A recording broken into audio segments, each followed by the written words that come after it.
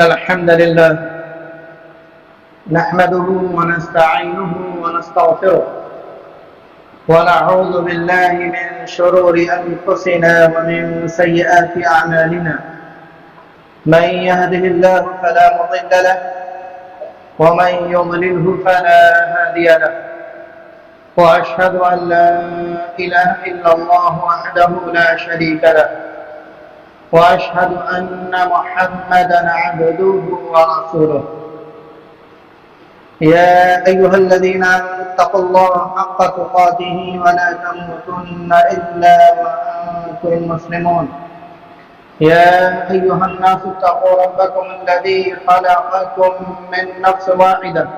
وخلق منها زوجها وبث منهما رجالا كثيرا ونساء، واتقوا الله الذي تساءلون به والأرحام إن الله كان عليكم رقيبا. يا أيها الذين آمنوا اتقوا الله وقولوا قولا سديدا يصلح لكم أعمالكم ويغفر لكم ذنوبكم، ومن يطع الله ورسوله فقد فاز فوزا عظيما. أما بعد، فإن خير الحديث كتاب الله، وخير الهدي هدي محمد صلى الله عليه وسلم، وشر الأمور محدثاتها، وكل محدثة بدعة، وكل بدعة ضلالة، وكل ضلالة في النار. فأعوذ بالله من الشيطان الرجيم. بسم الله الرحمن الرحيم. قاف والقرآن المجيد بل عجبوا أن جاءهم منذر منهم فقال الكافرون هذا شيء عجيب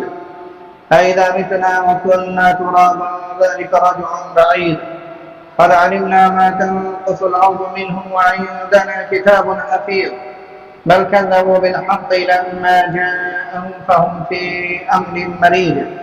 أفلم ينظروا إلى السماء فوقهم كيف بنيناها وزيناها وما لها من فروج والأرض مددناها وألقينا فيها رواسي وأنبتنا فيها من كل زوج بهيج تبصرة وذكرى لكل عبد منيب ونزلنا من السماء ماء مباركا فأنبتنا به جنات وحب الحصيد والنخل باسقات لها طلع نضيد رزقا للعباد وأحيينا به بلدة ميتا كذلك الخروج كذبت قبلهم قوم نوح وأصحاب الرس وثمود وعاد وفرعون وإخوان لوط وأصحاب الأيكة وقوم تبع كل كذب الرسل فحق وعيد أفعينا بالخلق الأول بل هم في لبس من خلق جديد. وقال الله تبارك وتعالى في كلامه المجيد والفرقان الحميد يسأل أيان يوم القيامة فإذا برق البصر وخسف القمر وجمع الشمس والقمر يقول الإنسان يومئذ أين المفر كلا لا وزر إلى ربك يومئذ المستقر ينبأ الإنسان يومئذ بما قدم وأخر. وقال النبي صلى الله عليه وسلم سبعة يظلهم الله يوم القيامة في ظله يوم لا ظل إلا ظله الإمام العادل وشاب نشأ في عبادة الله ورجل قلبه معلق في المساجد ورجلان تحابا في الله اجتمع عليه وانفرق عليه ورجل دعته امرأة ذات منصب وجمال فقال إني أخاف الله ورجل تصدق بصدقة فأخفاها حتى لا يعلم شماله ما تنفق يمينه ورجل إذا ذكر الله تبارك وتعالى خاليا ففاضت عيناه. ہر قسم کی تعریف، توصیف، تحمید، تحلیل، تکبیر، تسبیح صرف اور صرف اللہ رب العالمین کے لیے لائق و زیبا ہے، جو ہمارا مالک ہے، خالق ہے، رازق ہے، جو مدبر الامور ہے، جس نے ہمیں آپ کو اور اس پوری کائنات کو بلا شریک غیر اپنی قدرت کاملہ سے پیدا کیا اور ہمیں اپنی بے شمار مخلوقات میں سب سے بہتر یعنی اشرف المخلوقات بنایا۔ نیز یہ کہ اللہ رب العالمین نے اشرف المخلوقات میں بھی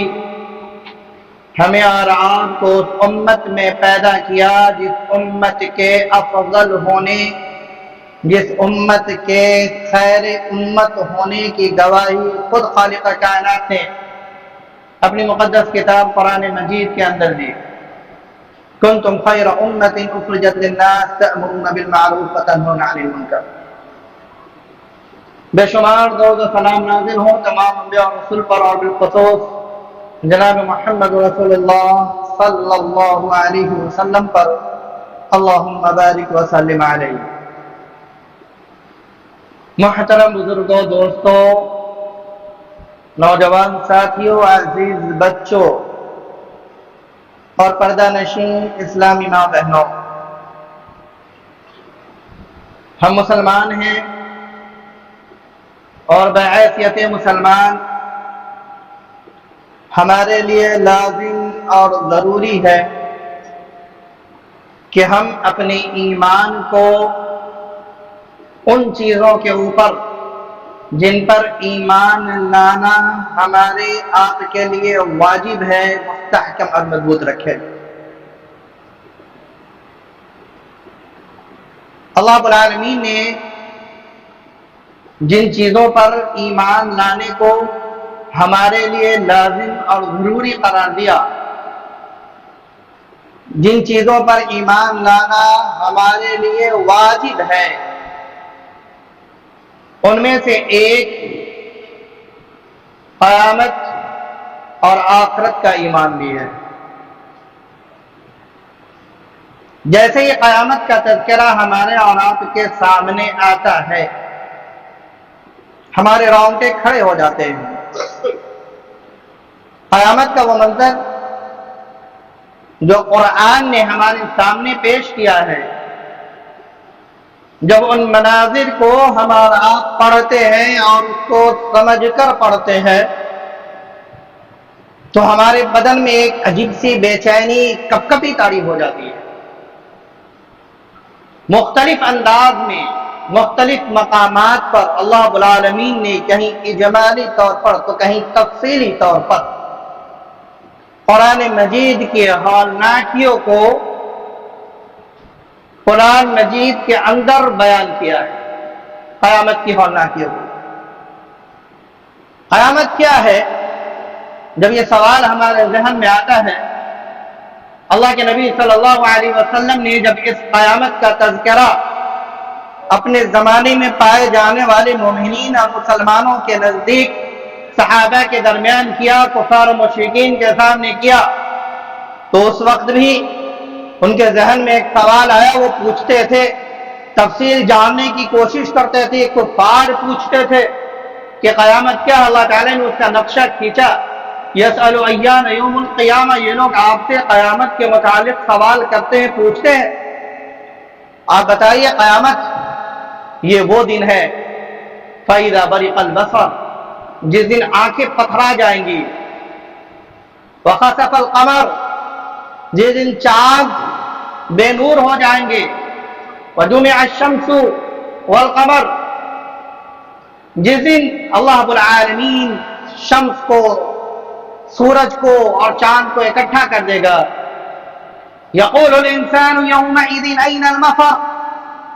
جب انسان اس ہیبت ناک مناظر کو دیکھے گا تو انسان بھاگے گا، پوچھے گا کہاں چھپے؟ اللہ نے فرمایا کلا لا وزر، اس دن چھپنے کی کوئی جگہ نہیں ہوگی، پناہ کی کوئی جگہ نہیں ہوگی، اور پناہ کی جگہ صرف اور صرف تمہارے رب کے پاس ہوگی۔ الی ربک یومئذ المستقر، ینبأ الانسان یومئذ بما قدم واخر، اس دن انسان کو اللہ رب العالمین جو کچھ بھی اس نے مقدم و مؤخر اپنے اعمال کیے ہیں ان تمام سے باخبر کر دیا جائے گا۔ میرے بھائیو، اس آیت کے اندر بھی قیامت کا نقشہ کھینچا گیا ہے۔ کبھی اللہ رب العالمین نے پوری سورۃ الزلزال، قیامت کے نقشے، قیامت کے مناظر کو بیان کرنے کے لیے اللہ رب العالمین نے نازل کر دی۔ اذا زلزلت الارض زلزالها واخرجت الارض اثقالها وقال الانسان ما لها. انسان جب اس مناظر کو دیکھے گا بولے گا کیا ہوا. اس پوری سورت کے اندر اللہ رب العالمین نے قیامت کے منظر کو بیان کیا ہے. انسانوں کے بکھرنے کو، پہاڑوں کے بکھرنے کو، زمین کے سمیٹے جانے کو، ان تمام چیزوں کو اللہ رب العالمین نے تفصیل کے ساتھ قرآن مجید کے اندر بیان فرمایا ہے. اللہ رب العالمین نے فرمایا اس دن آپ دیکھیں گے کہ لوگ بالکل بھوچکے ہو چکے ہوں گے، دماغ ان کا کام نہیں کرے گا. یوم تری الناس تذهل كل مرضعة عما ارضعت وتضع كل ذات حمل حملها وترى الناس سكارى وما هم بسكارى ولكن عذاب الله شديد. جب اللہ رب العالمین کے عذاب کو لوگ جب دیکھیں گے، دودھ پلانے والی اپنے بچوں کو بھول جائے گی اس منظر کو دیکھ کر، حاملہ اپنے حمل کو ضائع کر دے گی. اللہ رب العالمین نے قیامت کے اس مناظر کو ان آیات کے اندر بھی اللہ رب العالمین نے تفصیل کے ساتھ بیان فرمایا ہے. قیامت کے دن میرے بھائیوں جب کوئی کسی کو پوچھنے والا نہ ہوگا، کوئی کسی کی مدد کرنے والا نہ ہوگا. اللہ نے فرمایا یوم یفر المرء من اخیہ وامہ وابیہ وصاحبتہ وبنیہ لکل امرئ منہم یومئذ شأن یغنیہ. اللہ رب العالمین نے اس آیت کے اندر، بلکہ ان آیات کے اندر اللہ رب العالمین نے اس دن انسانوں کے جو آپس میں ایک دوسرے کے سلوک ہوں گے، جو ایک دوسرے سے بھاگتے ہوں گے،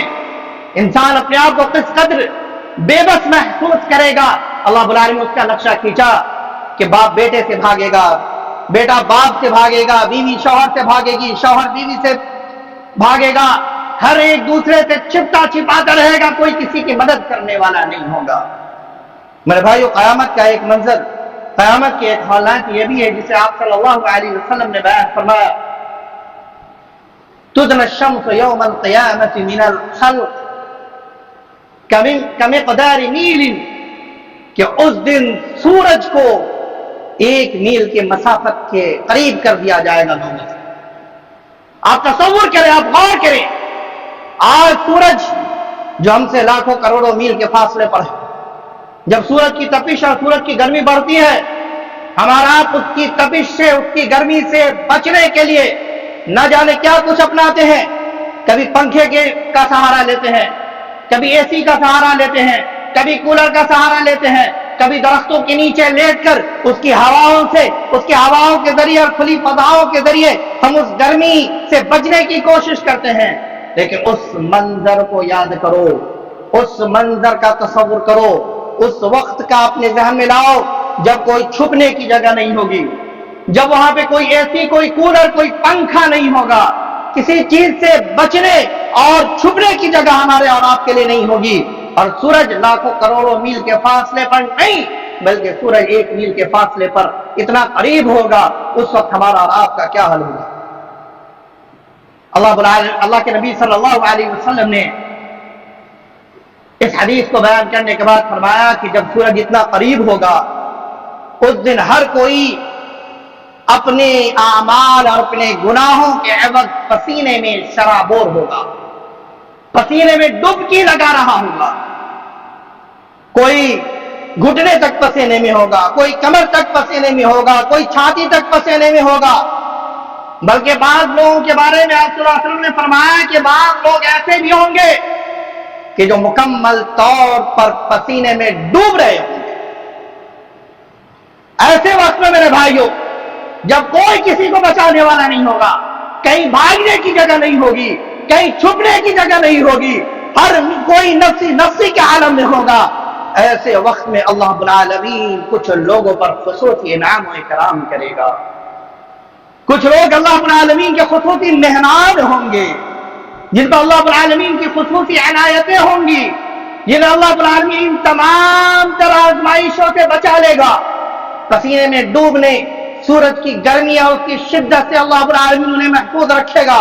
انہیں بچا لے گا. وہ کون لوگ ہوں گے، وہ کون خوش نصیب ہوں گے؟ آج کے خطبہ جمعہ میں اس تمہیدی گفتگو کے بعد میرے بھائیو اسی عنوان کے تحت چند باتیں آپ کے سامنے کرنے کی کوشش کر رہا ہوں. کہ قیامت کے دن اللہ رب العالمین کے خصوصی مہمان کون ہوں گے۔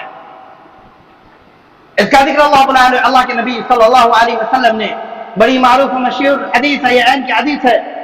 حضرت ابو ہریرہ رضی اللہ تعالی عنہ اس حدیث کے راوی بیان کرتے ہیں، اللہ کے نبی صلی اللہ علیہ وسلم نے ارشاد فرمایا سبعۃ یظلهم اللہ فی ظلہ یوم لا ظل الا ظلہ، کہ 7 قسم کے لوگ، 7 اعمال کرنے والے لوگ کل قیامت کے دن ایسے ہوں گے جنہیں اللہ رب العالمین اپنے عرش کے سائے میں جگہ دے گا، جنہیں اللہ رب العالمین دھوپ کے اس تپش سے بچا لے گا، جنہیں اللہ رب العالمین پسینے میں شرابور ہونے، غوطہ لگانے اور ڈبکی لگانے سے محفوظ کر لے گا۔ قیامت کے دن اللہ رب العالمین کا خصوصی انعام و اکرام اور خصوصی اللہ رب العالمین کی نگاہیں ان کے اوپر ہوں گی۔ وہ کون لوگ ہوں گے؟ اللہ کے نبی صلی اللہ علیہ وسلم نے ان کا تذکرہ کرتے ہوئے ارشاد فرمایا سب سے پہلا الامام العادل، وہ لوگ ہوں گے جنہیں اللہ رب العالمین نے سرداری دی ہوگی، جنہیں اللہ رب العالمین نے امامت دی ہوگی، جنہیں اللہ رب العالمین نے لوگوں کا ذمہ دار بنایا ہوگا، وہ سردار ہوں گے، وہ نیتا ہوں گے، وہ مکھیا ہوں گے، وہ افراد ہوں گے جن کے ماتحت چند لوگ ہیں، جن کے پاس لوگ اپنے قضیے اور اپنے فیصلے کے لیے اپنے معاملات لے کر آیا کرتے ہیں۔ اللہ کے نبی صلی اللہ علیہ وسلم نے فرمایا ان میں اگر وہ شخص جو عدل و انصاف کے ساتھ فیصلہ کرنے والا عادل سردار، عادل قاضی، عادل مکھیا، گھر کا سرپنچ اگر کوئی عدل و انصاف کے ساتھ معاملہ کر رہا ہے تو اللہ رب العالمین کل قیامت کے دن اس شخص کو عرش کے سائے میں جگہ دے گا۔ اللہ رب العالمین کل قیامت کے دن اس شخص کو جگہ دے گا۔ اللہ رب العالمین فرمایا ان اللہ یأمرکم ان تؤدوا الامانات الى اہلها وَإِذَا حَكَمْتُمْ بَيْنَ النَّاسِ أَن تَحْكُمُوا بِالْعَدْلِ، اللہ تعالیٰ تمہیں اس بات کا حکم دیتا ہے کہ تم امانت دار حقدار کو ان کی امانتیں ان تک پہنچا دو، ان تؤدوا الامانات الى اہلها، حقدار تک ان کی امانتیں پہنچا دو، اور جب لوگوں کے درمیان فیصلہ کرو تو عدل و انصاف کے ساتھ فیصلہ کرو، عدل و انصاف کے ساتھ فیصلہ کرو۔ جناب محمد رسول اللہ صلی اللہ علیہ وسلم کو مخاطب کر کے اللہ تعالیٰ نے فرمایا کہ لوگوں کے درمیان جب فیصلہ کرو تو اس چیز کے ذریعے فیصلہ کرو جو اللہ رب العالمین نے تم پر نازل کیا ہے، اور فیصلہ کرنے میں خواہشات کی پیروی نہ کرو، نفس کی پیروی نہ کرو۔ اس آیت کا 2 مفہوم نکلتا ہے، ایک تو یہ کہ اپنے نفس کی پیروی نہ کرو، بلکہ اللہ اس کے رسول کے مطابق، اللہ کے مطابق اللہ رب العالمین نے جو انصاف کا پیمانہ، جو طریقہ اتارا ہے اس کے مطابق فیصلہ کرو، اس دین کے مطابق فیصلہ کرو، اس شریعت کے مطابق فیصلہ کرو، اپنے نفس کی فکر نہ کرو، نفس آپ کا کیا کہہ رہا ہے، آپ کا دل کیا کہہ رہا ہے اس کے مطابق نہ کرو۔ اور دوسرا مطلب یہ بھی ہے کہ لوگوں کو خوش کرنے کے لیے لوگوں کے مزاج کے اعتبار سے فیصلہ کرو۔ تو آپ چاہے کوئی حاکم ہو، کوئی سردار ہو، یا یہ کہہ لیں کہ اگر آپ گھر کے ذمہ دار ہیں اور گھر کے اندر بھی معاملات اپنی بیوی بال بچوں کے درمیان، اپنے بھائیوں کے درمیان، اپنے قرابت داروں کے درمیان اگر آپ عدل و انصاف کے ساتھ فیصلہ کرتے ہیں، اور جب آپ کے ساتھ کوئی قضیہ، کوئی معاملہ پیش کیا جاتا، آپ وہاں پر یہ نہیں دیکھتے کہ یہ میرا کون ہے، بلکہ آپ یہ دیکھتے ہیں کہ حق پر کون ہے اور باطل پر کون ہے، کون صحیح ہے اور کون غلط ہے، اس پیمانے کو آپ پیمانہ بنا کر اس اعتبار سے اگر آپ فیصلہ کرتے ہیں انشاءاللہ آپ کا شمار بھی ان لوگوں میں ہوگا۔ دوسرا وہ شخص جس کے بارے میں آپ صلی اللہ علیہ وسلم نے ارشاد فرمایا وَشَابٌ نَشَأَ فِي عِبَادَةِ اللَّهِ، کہ وہ نوجوان جس کی پرورش و پرداخت اللہ رب العالمین کے ذکر میں، اللہ رب العالمین کی عبادت میں ہو رہی ہوگی، یعنی جوانی میں جو اللہ رب العالمین کی عبادت کرتا ہے۔ میرے بھائی ہمارا آپ اچھی طریقے سے یہ بات جانتے ہیں کہ یہ عمر جوانی یہ ہماری پوری زندگی میں، زندگی کے مراحل کا سب سے قیمتی اور سب سے اہم مرحلہ ہے۔ یہ وہ مرحلہ ہے کہ جس میں انسان بنتا بھی ہے اور انسان بگڑتا بھی ہے۔ اگر اس مرحلے میں جبکہ خواہشات بالکل ابال مار رہے ہوں، جبکہ خواہشات گناہوں کی طرف ہمیں لپٹا رہے ہوں، ہمارا میلان گناہوں کی طرف ہو رہے ہو اور گناہوں کی تمام تر چیزیں ہمارے سامنے مہیا ہو، اس کے باوجود اگر ہم نے اپنی خواہشات پر جوانی میں کنٹرول کیا، حرام کاری سے ہم بچتے رہے، اپنی جوانی کا ہم نے صحیح استعمال کیا اور اس جوانی کو اللہ رب العالمین کو راضی اور خوشنودی کرنے کے لیے لگایا، تو بقیہ زندگی بھی اللہ رب العالمین اپنی اطاعت و فرما برداری میں ہماری زندگی کو لگا دے گا۔ اور جوانی کے اسی مرحلے کی اہمیت کو سمجھانے کے لیے جناب محمد رسول اللہ صلی اللہ علیہ وسلم کی وہ حدیث یاد کریے۔ آپ صلی اللہ علیہ وسلم نے فرمایا اغتنم خمسا قبل خمس، کہ 5 چیزوں کو اس کے ضائع اور برباد ہو جانے سے پہلے غنیمت سمجھو، جب تک وہ نعمت تمہارے پاس ہے اسے غنیمت سمجھو۔ اس کے اندر آپ صلی اللہ علیہ وسلم نے ایک بات یہ بھی فرمائی، شبابک قبل حرمک، کہ اپنی جوانی کو بڑھاپا آ جانے سے پہلے غنیمت سمجھو۔ یہاں پر وہ حدیث بھی آپ یاد کریں کہ کل قیامت کے دن حشر کے میدان میں جہاں ہم سے سوالات کیے جائیں گے، 5 سوالات جس کا ذکر اللہ کے نبی صلی اللہ علیہ وسلم فرمایا لا تزول قدم ابن آدم من عند ربه يوم القيامة حتى يسأل عن 5، کہ قیامت کے دن اللہ رب العالمین کے پاس سے ابن آدم کے قدم اس وقت تک نہیں ہلیں گے جب تک ان سے 5 چیزوں کے بارے میں سوال نہ کیا جائے۔ ان سوالات میں سے ایک سوال تو عن عمرہ، عمر کے بارے میں، پوری عمر بلوغت سے لے کر بڑھاپے تک، موت تک کی پوری عمر کے بارے میں اللہ رب العالمین ہم سے سوال کرے گا۔ اور دوسرا سوال جو ہم سے کرے گا وہ عن شبابی فیما ابلا، اللہ رب العالمین ہم سے پوچھے گا کہ تم نے اپنی جوانی کو کہاں گوایا، اپنی جوانی کو تم نے کہاں خرچ کیا۔ جب یہ نوجوان اپنی جوانی کا صحیح استعمال کرتا ہے تو اللہ رب العالمین اس نوجوان کی تعریف اپنی کتاب کے اندر کر دیتا ہے۔ آپ اصحاب کہف کا واقعہ پڑھیے جا کر، اللہ رب العالمین نے ان چند نوجوان کا تذکرہ قرآن مجید کے اندر کیا، نحن نقص عليك نبأهم بالحق انهم فتية آمنوا بربهم وزدناهم هدى وربطنا على قلوبهم اذ قاموا فقالوا ربنا رب السماوات والارض۔ آپ اس پوری آیت کو جائیے جا کر پڑھیے، اللہ رب العالمین نے ان نوجوانوں کے ایمانی جذبے کو کس طریقے سے، ان کی توحید کو، ان کی ایمانی حمیت اور غیرت کو کس طریقے سے اللہ رب العالمین نے بیان کیا اور ان کی تعریف و توصیف قرآن مجید کے اندر بیان کی۔ میرے بھائی مگر افسوس ہوتا ہے جب ہم آج اپنی نئی نسل اور اپنی نوجوان نسل کا جائزہ لیتے ہیں، آج ہمارے نوجوان عیاشی اور برائی کے کام میں پڑے ہوئے ہیں، اس میں اپنے وقت کو ضائع اور برباد کر رہے ہیں۔ میں ان نوجوانوں سے پوچھنا چاہتا ہوں کہ قیامت کے دن اگر آپ سے پوچھا جائے کہ آپ نے اپنی جوانی کو کہاں خرچ کیا، میرے بھائیو ہمارا اور آپ کا جواب کیا ہوگا؟ ہمارا اور آپ کا جواب کیا ہوگا؟ اس لیے ضرورت ہے اس بات کی کہ ہم اپنی جوانی کا صحیح استعمال کریں۔ مزید تفصیل کی ضرورت نہیں، وقت بہت کم بچا ہوا ہے۔ اس کے بعد اللہ رب العالمین پوچھے گا اس 2 شخص کے بارے میں، اس 2 شخص کا ذکر کیا اللہ کے نبی صلی اللہ علیہ وسلم، ورجلان تحابا فی اللہ، ورجلان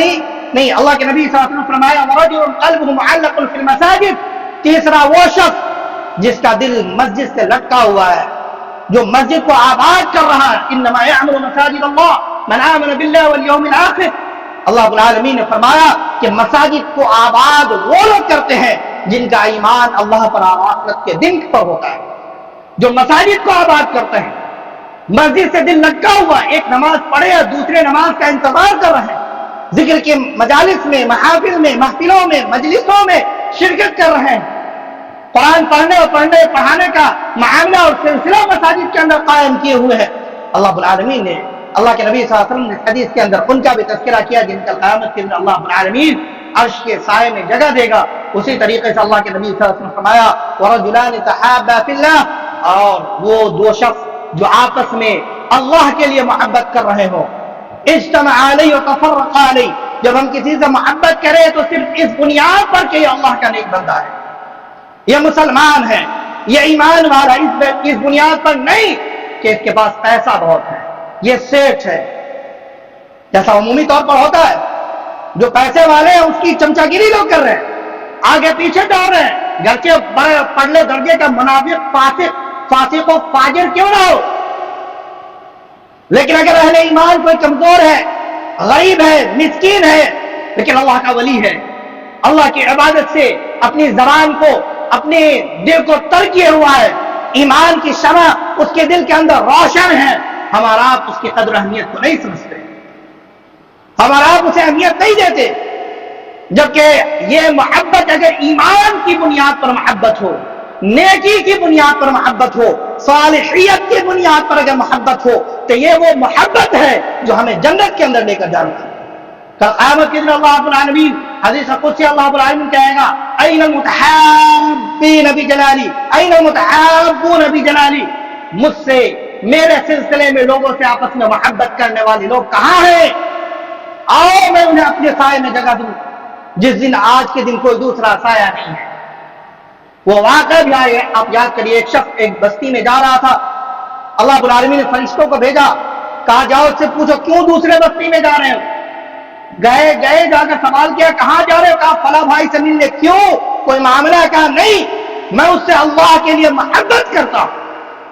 اللہ رب العالمین نے فرشتے کو کہا اسے خوشخبری دو کہ اللہ رب العالمین بھی تم سے محبت کرتا ہے۔ بتاؤ ہم میں سے کون ہے جو اللہ کا محبوب بننا نہیں چاہتا؟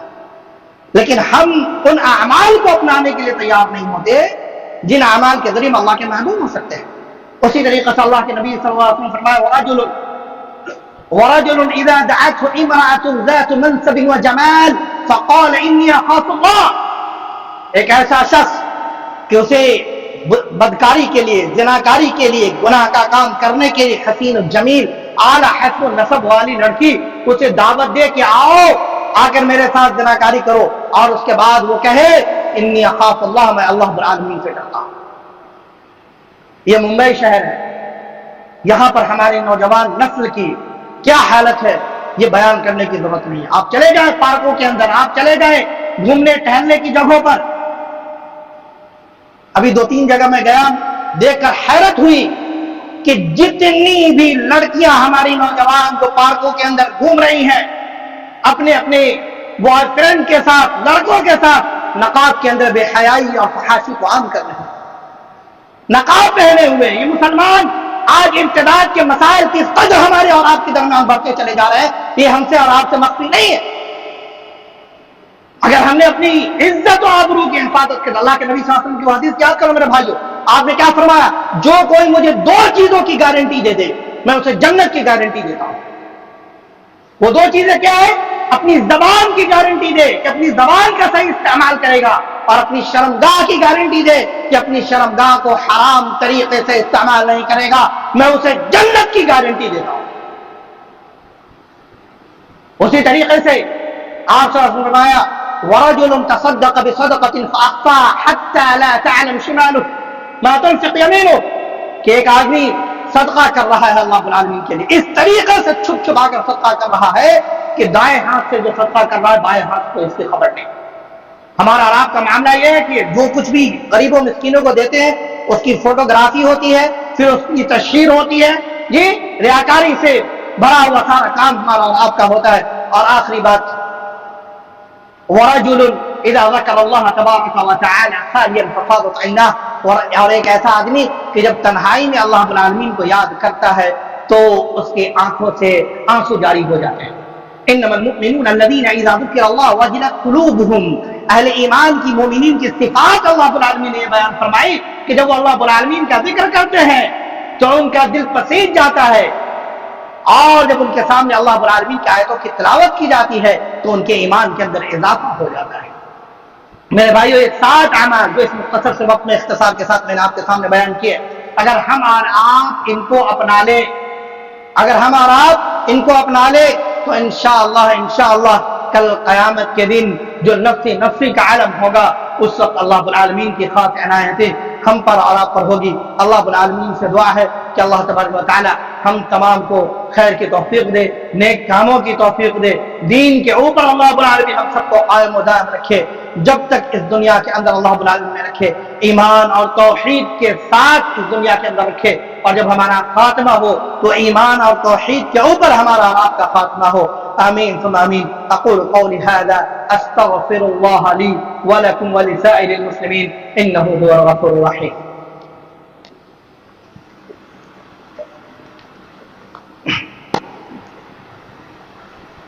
ان الحمد لله نحمده ونستعينه ونستغفره ونعوذ بالله من شرور أنفسنا ومن سيئات أعمالنا من يهده الله فلا مضل له ومن يضلله فلا هادي له وأشهد أن لا إله إلا الله وحده لا شريك له وأشهد أن محمدا عبده ورسوله إن الله وملائكته يصلون على النبي يا أيها الذين آمنوا صلوا عليه وسلموا تسليما